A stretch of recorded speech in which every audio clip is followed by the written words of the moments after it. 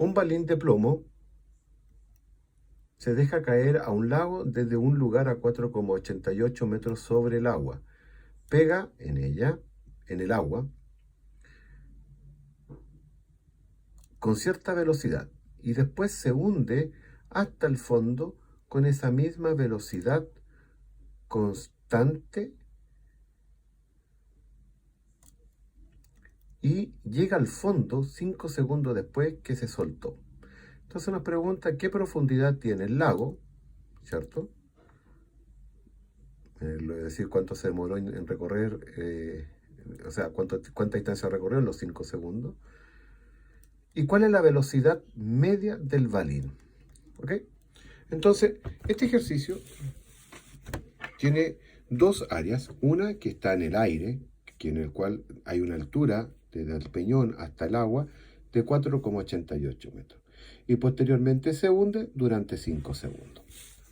Entonces, lo que hay que determinar primero es, de cierta forma, con qué velocidad llegó al agua, es decir, con qué velocidad entró en este punto. Para ello, uno podría calcular que la velocidad final es igual a la velocidad inicial más la aceleración por el tiempo. Pero no tenemos esta variable de tiempo. Entonces, al no tener la variable de tiempo, estamos obligados a ocupar la expresión la velocidad final al cuadrado menos la velocidad inicial al cuadrado va a ser igual a 2 veces la aceleración de gravedad por la distancia. Como la velocidad final, la velocidad inicial es 0, por lo tanto, nuestro problema se reduce a que nuestra velocidad final va a ser igual a 2 veces g o a la aceleración por la distancia. Sacamos nuestra raíz cuadrada y vamos a tener que va a ser 2g por 4,88 y eso nos da que nuestra velocidad con cual entra al agua, es decir, desde aquí para acá, equivale a los 9,78 metros por segundo. Esta velocidad final, cuando llega al agua, va a ser la velocidad inicial o la velocidad que va a tener del agua hasta llegar al fondo. Como dice que es constante, significa que no existe aceleración. Por lo tanto, la expresión se nos reduce a esta simple expresión. La distancia va a ser igual a la velocidad inicial por el tiempo. Por lo tanto, o al movimiento uniformemente rectilíneo. Por lo tanto, voy a tener que nuestra distancia va a ser el producto de los 9,78 por 5. ¿Ok? Y al realizar producto nos queda la distancia igual a 48,9.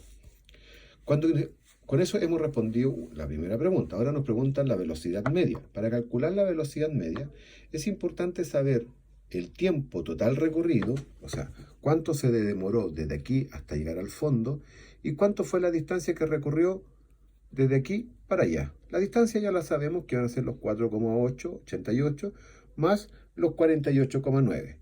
Y en el tiempo solamente tenemos esta variable, 5 segundos. Nos falta por conocer la altura del peñón hasta el fondo, hasta la entrada del agua. Pero ¿qué sabemos nosotros? Sabemos que la velocidad final va a ser igual a 9,78. Por lo tanto, la velocidad final va a ser igual a la velocidad inicial menos la aceleración por el tiempo.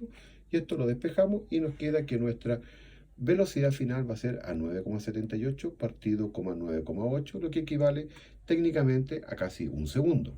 Entonces, la velocidad va a ser una distancia total partido por el tiempo total. Tenemos 4,88 la altura del peñón al agua, más la profundidad del lago, que es 48,9, y el tiempo que se demoró un segundo, más los 5 segundos en hundir hasta el fondo del agua.